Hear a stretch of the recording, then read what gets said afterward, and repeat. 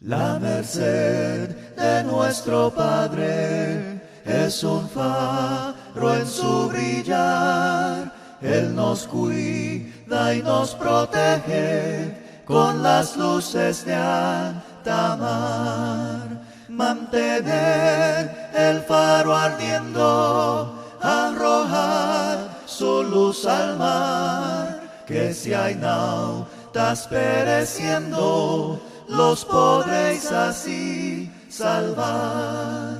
Reina noche de pecado, ruge airada negra mar, almas hay que van buscando esas luces de alta mar. Mantener el faro ardiendo, arrojar su luz al mar, que si hay nautas pereciendo, los podréis así salvar. Ten tu lámpara encendida, que en la tempestad habrá algún náufrago perdido, y tu luz le salvará. Mantener el faro ardiendo, arrojad su luz al mar. He estudiado sobre Gálatas 3, versículos 6 y 7, donde dice así: sabed por tanto que los que son de fe, estos son hijos de Abraham.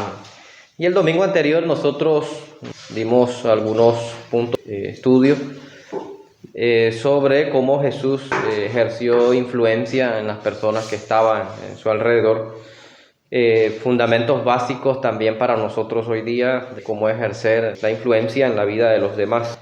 Sin embargo, hoy quiero que estudiemos un poco más a profundidad la carta a los Gálatas, ¿no? Entendiendo desde el contexto por qué Pablo vio la necesidad de mencionar a Abraham en dicha ocasión. Nosotros sabemos que la iglesia inicia entre los judíos en la ciudad de Jerusalén, quizás alrededor del año 33, en el día del Pentecostés. Eso dice Hechos capítulo 2. Y la iglesia inicia en el evento del Pentecostés, una de las 3 fiestas más populares que había entre los judíos. Se dice que venían todos los judíos de diferentes ciudades. Los que vivían a 25 kilómetros tenían la obligación de entrar al templo y participar de todas las actividades judías. Y nosotros vemos en Hechos 2 que alrededor de 3,000 varones se bautizaron, eso sin contar mujeres. Luego la iglesia sigue iniciando y se sigue proclamando esa palabra por parte de los apóstoles, quien dice Hechos 2 que el Señor estaba con los apóstoles, y de modo que la iglesia crecía, y perseveraban en la doctrina de los apóstoles.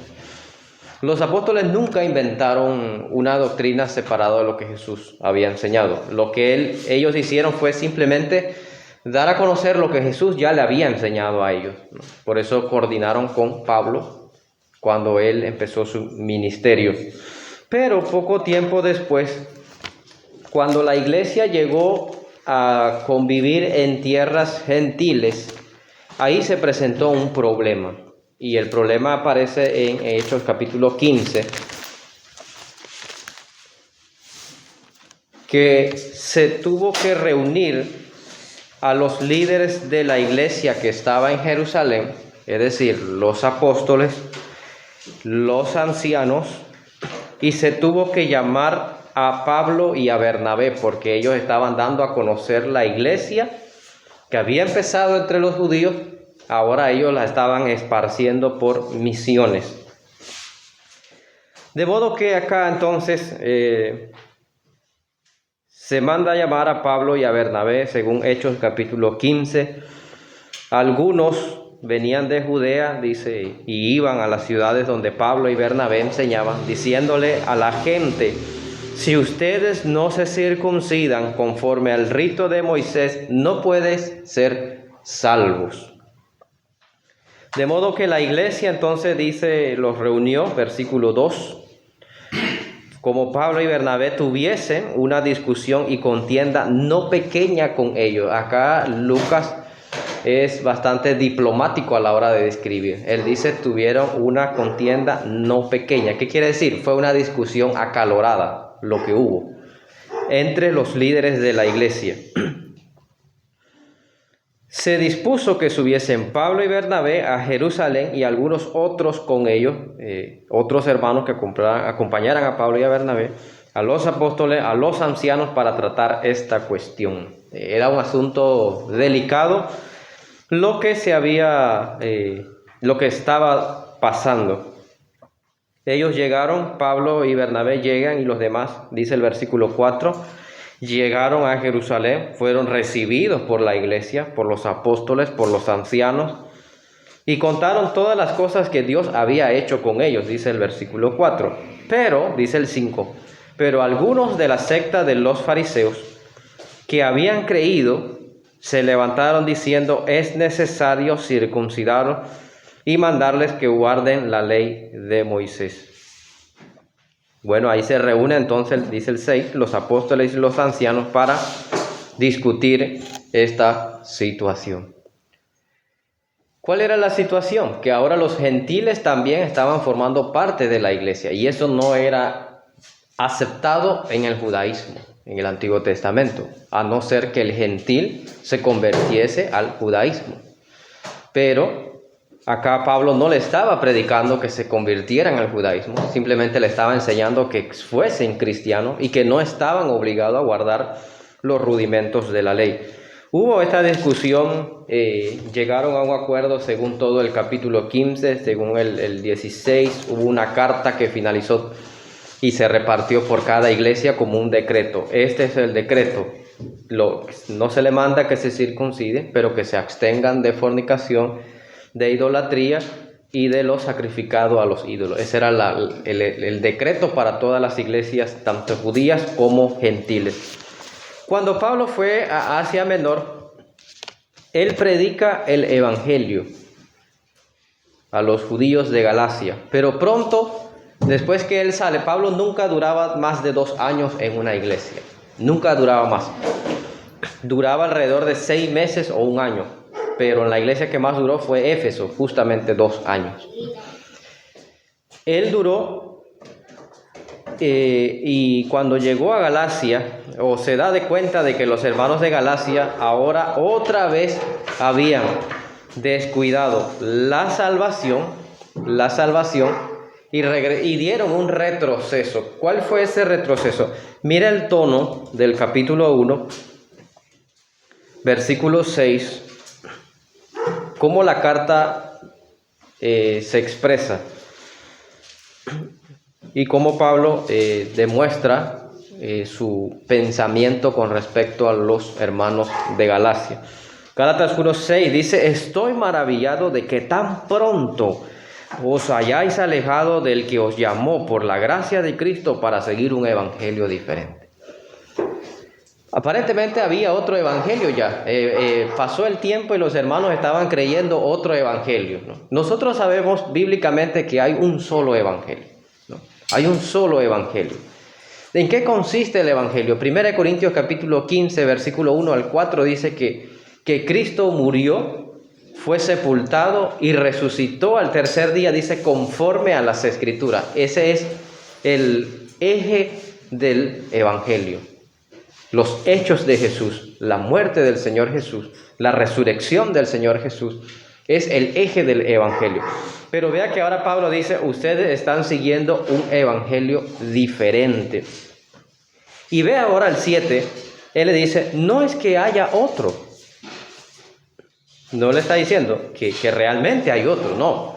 Le está diciendo, no es que haya otro, sino que hay algunos que os perturban y quieren pervertir el evangelio de Cristo. La palabra perturbar acá es ensuciar. Están tratando de ensuciar. Es como el agua limpia y de pronto se le echa un poco de colorante, o el agua sucia ya empieza a perder la tonalidad. Y esa es la palabra aquí. Están tratando de cambiar la esencia.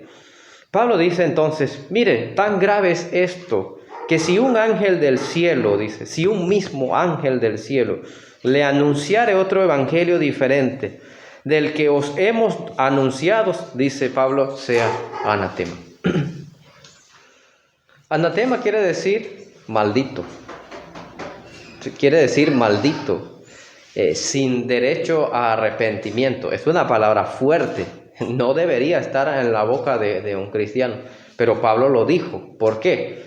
Porque es cambiar y alterar el orden que Jesús vino a hacer. Entonces dice Pablo, pues en otra de sus cartas en 1 Corintios dice, el que no ame la venida del Señor Jesús, sea anatema. Es cierto, es cierto. Quien no ame a Jesús en esta vida, pues va a ser anatema, y será anatema, porque será maldito, pues eso es.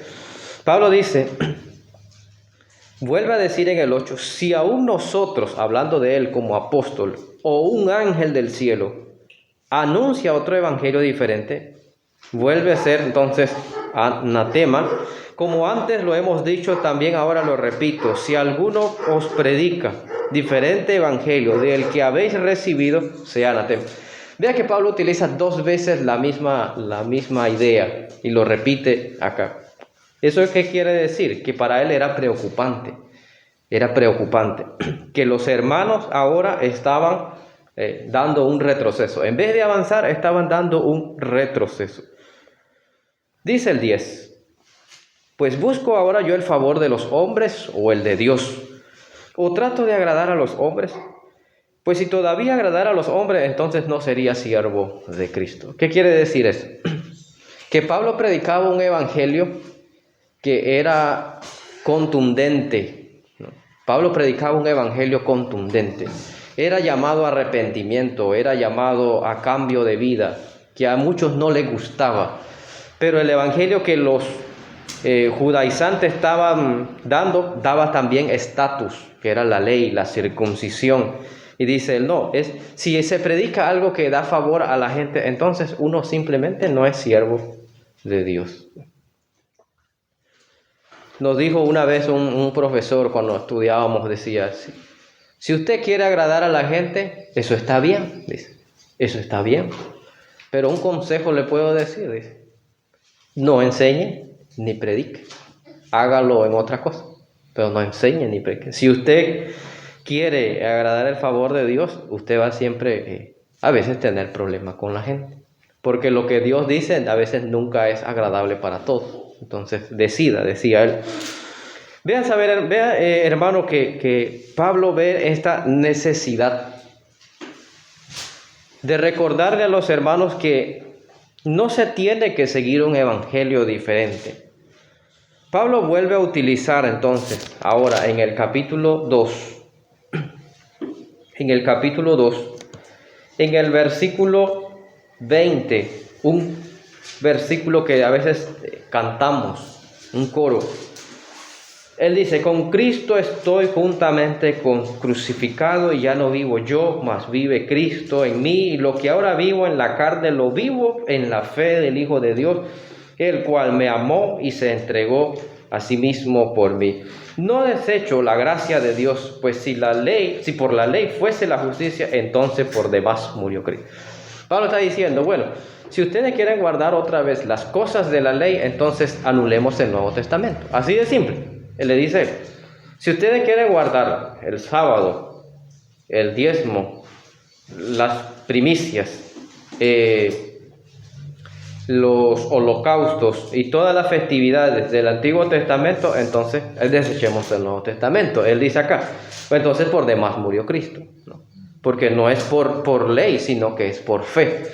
Ahora, mire la preocupación de esto, que en el capítulo 3, él utiliza una palabra que tal vez para nosotros fuese ofensiva. Capítulo 3, versículo 1, él dice, Gálatas insensatos. Si nosotros colocáramos nuestro gentilicio, paraguayos, dice, insensato. Eso suena un tono bastante fuerte, Pero es que Pablo estaba tratando de entrar en la mente de ellos y decirle, basta, basta Gálatas, basta, no sean insensatos. En el versículo 3 también utiliza otra expresión diciéndole, no sean necios, no sean necios. Ustedes comenzaron por el Espíritu, ustedes creyeron en el Evangelio, pero ahora otra vez vuelven a la carne, vuelven a la carne. Dice Pablo en el versículo 4, tantas cosas habéis padecido en vano, si es que realmente fue en vano. Ellos sufrieron el martirio, sufrieron la persecución por causa del cristianismo y ahora otra vez estaban regresando a la ley. Y es acá donde entra entonces el versículo 6, el ejemplo de Abraham. Quiero que nosotros guardemos este ejemplo porque no está de más en esta carta. Y sobre todo cuando Pablo escribía las cosas, él lo hacía con mucha precaución y pensando en cualquier argumento antes. ¿Quién estaba primero en la historia? ¿Quién se encuentra primero? ¿Moisés o Abraham? Piense nada más, un breve segundo, en la historia del Génesis. ¿Quién fue primero? ¿Moisés o Abraham? Primero fue Abraham, ¿verdad? De Abraham vienen entonces los judíos. De ahí viene entonces Moisés y Aarón. De modo que el argumento es el siguiente. Si la ley salva, porque así era lo que decían los hermanos de la circuncisión. Si la ley del Antiguo Testamento salva al hombre y ella es la que hace salvo a la persona, entonces Abraham no puede ser salvo. Esa es la lógica. Abraham no puede ser salvo. ¿Por qué? Porque Abraham no conoció la ley de Dios. Porque él fue antes de Moisés. Él no la conoció. Pero ¿qué dice la Escritura? El versículo 6. Abraham creyó a Dios y le fue contado por justicia. Cuando nosotros vemos también en Santiago, en la carta de Santiago, en el capítulo 2, se utiliza también el ejemplo de Abraham. En el versículo 23, 2:23 dice, y se cumplió la escritura que dice, Abraham creyó a Dios y le fue contado por justicia, y agrega también diciendo, y fue llamado amigo de Dios. Es decir, Abraham fue aceptado por Dios. No por obras de la ley, no por obras de mérito, sino por su fe, la fe que Abraham tuvo. Vea entonces ahora que en el versículo 9 dice, de modo que los que son de fe son bendecidos con el creyente Abraham. Viene el versículo 10, porque todos los que dependen de las obras de la ley, que dice la Escritura, están bajo maldición. Pues escrito está, maldito todo aquel que no permaneciera en todas las cosas escritas en el libro de la ley para hacerlas. Lastimosamente mucha gente no entiende que cuando se quería cumplir una parte del Antiguo Testamento, la ley establecía la totalidad de todo el Antiguo Testamento, no una porción. Por eso es que era difícil cumplir con toda la ley del Antiguo Testamento. Pero solo una persona pudo cumplir con todas las exigencias del Antiguo Testamento. Y ese fue Jesús. Por eso él dice en Mateo capítulo 5, él llegó a decir, no he venido para abrogar, sino para cumplir. Él fue el único que por excelencia pudo cumplir los requisitos de toda la ley del Antiguo Testamento. Eso dice Mateo capítulo 5, versículo 17. ¿Qué dice el 11? Gálatas 3:11. Pablo dice que la ley a ninguno puede justificar para con Dios. ¿Por qué? Porque la ley era algo temporal, era previo, era una previa para la venida de Cristo, era preparar al pueblo. Por eso nadie podía ser salvo por eso. Por eso dice ahí, es evidente porque el justo por la fe vivirá. El 12 es claro cuando dice, y la ley no es de fe, sino que dice, el que hiciere estas cosas vivirá por ellas. Cristo nos redimió de la maldición de la ley. Pablo le está diciendo, ahí está claro. Cristo vino, redimió, cambió las cosas. Él vino, cumplió con la ley, entonces ya no estamos bajo esa ley, pero los Gálatas estaban siguiendo bajo esa ley. Vuelve a decir, porque escrito está, maldito todo el que es colgado en un madero. Pues Jesús vino y cargó esa maldición porque fue llevado a la cruz. Dice en el versículo 15, hermanos, hablo en términos humanos, un pacto, aunque sea de hombre, una vez ratificado, nadie lo invalida ni le añade. Ahora bien, a Abraham fueron hechas las promesas y a su simiente, no dice a las simientes como si hablase de muchos, sino como de uno, y a tu simiente, la cual es Cristo. Esto pues digo, el pacto previamente ratificado por Dios para con Cristo, la ley vino 430 años después, no lo abroga para invalidar la promesa, porque si la herencia es por la ley, ya no es por la promesa, pero Dios la concedió a Abraham mediante promesa. Le está diciendo, mayor es la promesa que la herencia por ley. Entonces se adelanta Pablo y dice la eterna pregunta, entonces, ¿para qué sirve el Antiguo Testamento? Si no estamos bajo un Antiguo Testamento y las exigencias de un Antiguo Testamento, entonces ¿para qué sirve? Dice el versículo 9, él se adelanta. Era muy buen escritor, dice, fue dada a causa de las transgresiones hasta que viniese la simiente, a quien fue hecha la promesa. Aguantémonos un ratito. Vea que Pablo dice hasta que viniese la simiente. Anteriormente él ya aclaró cuál es la simiente, versículo 16. Esa simiente es Cristo. Otra vez, una línea del tiempo, una historia. Nosotros nos encontramos después del tiempo de que Cristo vino por primera vez. De modo que la ley ya cumplió entonces su propósito. Sigamos con el versículo 19. Y fue ordenada por medio de ángeles en manos de un mediador. Y el mediador no lo es de uno solo, pero Dios es uno. Luego, ¿la ley es contraria a las promesas de Dios? No, de ninguna manera. Porque si la ley pudiera vivificar la justicia, fuera verdaderamente por la ley. Dice el 22, mas la Escritura lo encerró todo bajo pecado, para que la promesa que es por la fe en Cristo Jesús fuese dada a los creyentes. Aquí ya viene Pablo ya sentando el orden de las cosas. El orden de las cosas. Ahora dice, pero antes que nosotros viniese la fe, estábamos confinados bajo la ley, Antiguo Testamento, las leyes del Antiguo Testamento, encerrados para aquella fe que iba a ser revelada.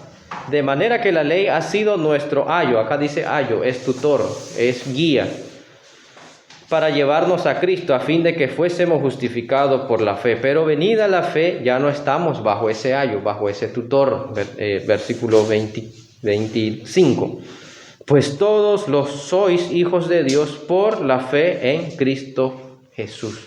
De modo que para uno ser hijo de Dios, según Gálatas 3, uno tiene que ¿qué? Obedecer los rudimentos de la ley o la fe en Cristo Jesús. Es una pregunta que merece respuesta. Para ser hijo de Dios, uno entonces debe ir a la fe que es en Cristo Jesús. ¿Y cómo uno tiene que hacer para ser hijo de Dios? Versículo 27.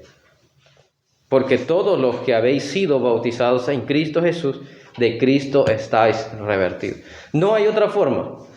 No hay otra forma para ser hijo de Dios. No es por medio de la oración de un pecador, la oración del pecador.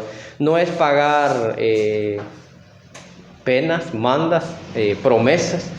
No es por eso. Pablo dice acá que solamente si habéis sido bautizados en Cristo y en Cristo estáis revestidos. Bautizado es la palabra ser sumergido. Quiere decir ser sumergido totalmente en agua. Si uno hace eso, dice el versículo 28 y 29, entonces ya no hay judío ni hay griego, no hay siervo ni libre, no hay varón ni mujer, todos son uno en Cristo. Y si vosotros sois de Cristo, ciertamente entonces linaje de Abraham sois y herederos según la promesa. Hermanos, la carta a los Gálatas es una carta que se explica por sí sola y sirve muchas veces para evangelismo. Es una carta que se explica por sí sola. Mucha gente realmente está muy confundida sobre las leyes del Antiguo Testamento. Pero la ley del Antiguo Testamento exigía no solo el cumplimiento de una, sino exigía el cumplimiento de la totalidad de las leyes. Por eso dice Gálatas 3:10. De modo que si alguno quiere cumplir con toda la ley, entonces entra en maldición. ¿Por qué? Porque será imposibilitado de cumplir la totalidad de todo el Antiguo Testamento. Pero si quiere hacerlo, dice, puede hacerlo. Pero queda una aclaración según el versículo 11, que la ley a nadie puede justificar para con Dios. Entonces, esta carta, hermano, le sirve a usted para evangelizar, para dar a conocer la palabra a otro, a un amigo, a un familiar, a un pariente, o hasta para nosotros mismos estudiarlos, ¿no? De que si alguien quiere ser linaje de Abraham, heredero de esa promesa, tiene que primero pasar por la declaración de Jesús, que Jesús dijo, yo soy el camino, yo soy la verdad, yo soy la vida, y nadie viene al Padre si no es por mí. También tiene que pasar por las aguas del bautismo para entonces ser revestido en Cristo Jesús. Finalmente, hermanos, quedémonos con Gálatas 2, versículo 21. Nosotros todos hemos obedecido a ese mandamiento. Somos ahora linajes de Abraham, somos herederos de esa promesa. Entonces, ¿qué debemos hacer? La misma actitud paulina, no desechar pues esa gracia de Dios, no desechemos. Glorioso Cristo, Rey de lo creado, hombre y Dios te doy loor. Quiero amarte, mi dulce amigo, corona mía y Salvador. Bello es el campo, más aún los bosques, en la estación primaveral.